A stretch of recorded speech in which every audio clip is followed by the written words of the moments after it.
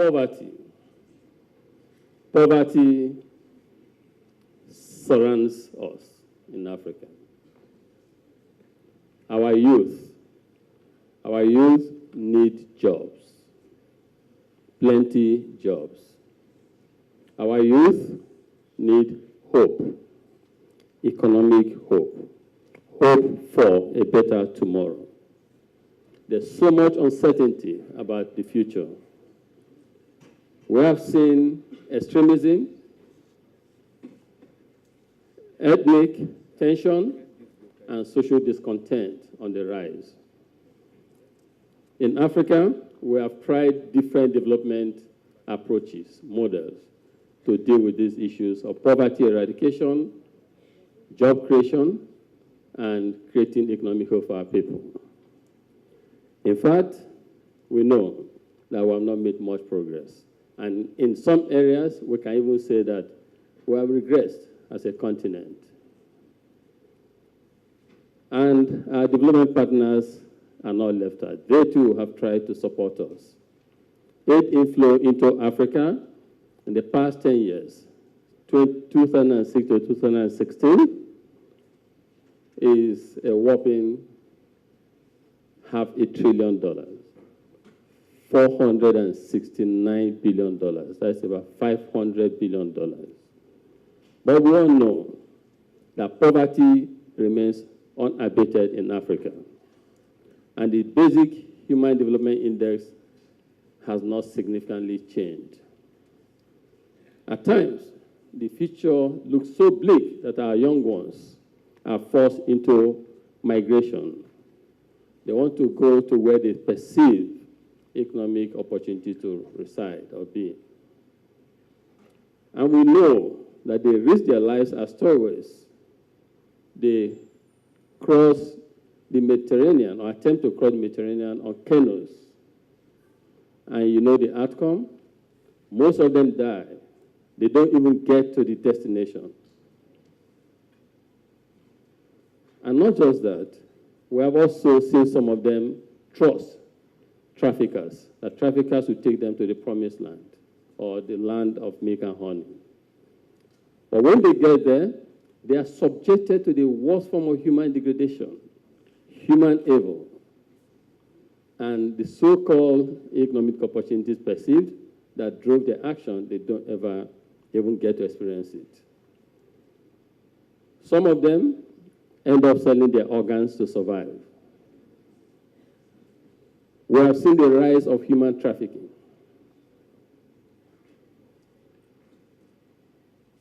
We can't just allow this to continue. This is not right. We can't look on without doing something. This is a fundamental reason why we have the Tony Elumelu Foundation doing what we're doing here.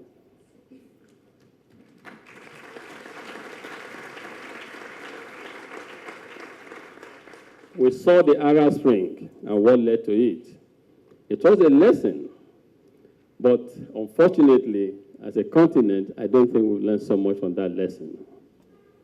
In Africa, I say to people, and we've all heard it today, we have the most precious development resource, and that is people. And people are young people. Our people are young, talented, energetic, hardworking, and extremely enterprising. And let us remind ourselves about the power of individuals. So if we have people who are enterprising, young, energetic, hardworking, let us remind ourselves what potent capacity and opportunities lie in this. I'll share 3 cases. First, Steve Jobs. Steve Jobs is an individual. He founded Apple. He founded Apple, and today, Apple's market cap, the value of the company today, is close to $900 billion, almost $1 trillion. And not just that, the cash this company generally has, cash sitting down in their account, is about $300 billion. To put it in context, our country, our foreign reserve is about $35 billion. One company funded by an individual has cash balances of over $300 billion. Bill Gates founded Microsoft, and today its market value is close to $600 billion. Cash balances about $130 billion. One individual. And let's leave America and go to China. Jack Ma founded Alibaba. The market value is about $500 billion. Cash balance, about $30 billion. So the point is, what all these great men, what do they and their companies have in common? They have ingenuity, they have creativity, they have ideas, and most importantly, they have passion. But there's one more thing that's outside their own control. And that is, in my viewpoint, why those of you in this room, and even entrepreneurs across Africa, our young ones, who have great similar ideas, who are very creative, in fact, if not more so than these men. The difference why these men succeeded and why it remains a bit of a challenge for us to get there is explained by two factors. One, the operating environment. And that is why, when our VP was introduced as Mr. Ease of Doing Business, Mr. VP,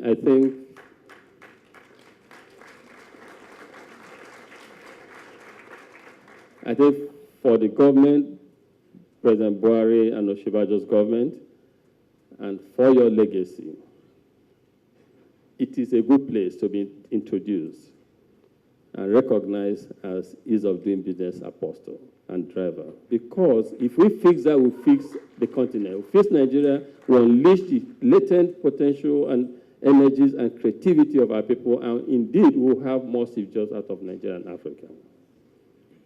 The second factor is the ease of translating ideas to action. The mechanism, the transmission mechanism that takes ideas to action, extremely important. But it's also tied to the operating environment and tied to yourselves and ourselves who have ideas, who must realize that the easiest thing to do is to dream dreams, but the more difficult thing to translate that dream to action. And as you have been told today, that journey and process is usually tough. You must be resilient to be able to bounce back if you encounter challenges. Our people are creative, hardworking, and extremely enterprising. They say, when I interact with them, that they are experiencing stifling operating environment, they lack support, they deal with neglect, godfatherism, and the absence of meritocracy. They need a hand up. They need a little push. And for so long, we have carried on with a certain entitlement mentality that others will develop and solve our problems. These issues and reflections led me to some conclusions and decisions. One, no one but us will develop Africa. And the world should rethink how to engage with and intervene in Africa. If despite the sum of $500 billion spent in the past 10 years, we still remain perpetually dependent, and poverty reduction needle has not really moved significantly. And by the way, let us not be shy to say to ourselves that Africa remains largely underdeveloped. A new development model is therefore needed. A development model that embraces shared prosperity and local value addition and long-term investment, and also private sector development and ultimately entrepreneurship. Hence, Afro-capitalism. Afro-capitalism is a development model that prioritizes our youth and creates hope for them. It's a bottom-up approach to development, an all-inclusive approach that brings development to everyone. one that creates economic empowerment, and one that creates hope for the future. Can we imagine if Steve Jobs was in a different country, from a different continent or country? Today he's dead, but he's left behind a company that has value of over 800 billion naira, cash about 300 billion, but he's dead. If he was in a different climate, different environment, it's possible he would have gone to the grave with his ideas. And who knows how many people in our environment who go to the grave with their ideas, and the amount of losses that we as a continent suffer from this. We must realize this, and this must lead us to do things in a different way going forward. Another conclusion I came up with, that luck should be democratized, and that it's not what we keep in our bank accounts account. What matters ultimately is the legacy that we leave behind. It is based on this that my family, through the Tony Elumelu Foundation, committed a sum of $100 million to give hope and opportunities to you, young Africans.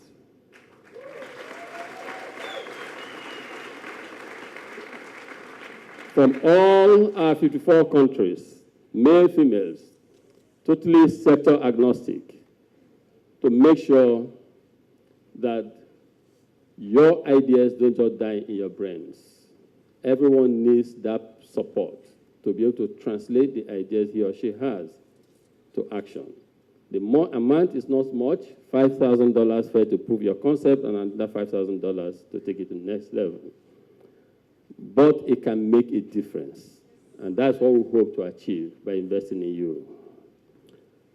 2017, you are the third cohort of the Tony Elumelu Entrepreneurship Programme, and you were selected out of 98,000 applicants.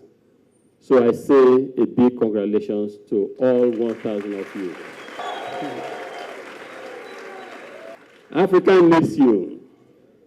Your ideas indeed will transform Africa. Your role and place, however, comes with a huge burden. First, you must succeed, because your success is not just a personal one. It is and will be for all of Africa, and that is a burden. So you owe it to others who don't have this opportunity. You owe it to the other 97,000 people who didn't get selected to succeed, because if you succeed, it will impact positively on them.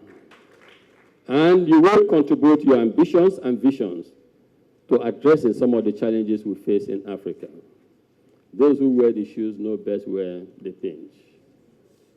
We have to collectively, each according to its capability, join hands in helping to transform Africa. This is a call that you have today.